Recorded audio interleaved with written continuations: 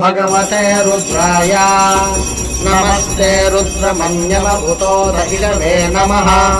नमस्ते अस्तु धन्वने बाहुभ्यामुत ते नमः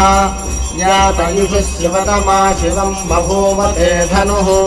शिवाशरव्या यातवतया नो रुद्रमृडया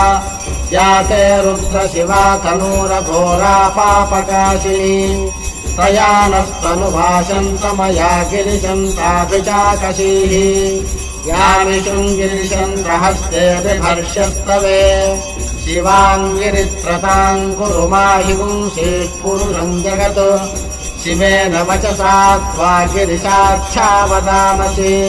यथा नः सर्वमिज्जगत यक्ष्मपुंसुमना असतु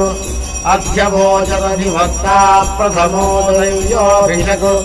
अहीगुच्छ सर्वान् जम्भयन् सर्वाश्च यातु।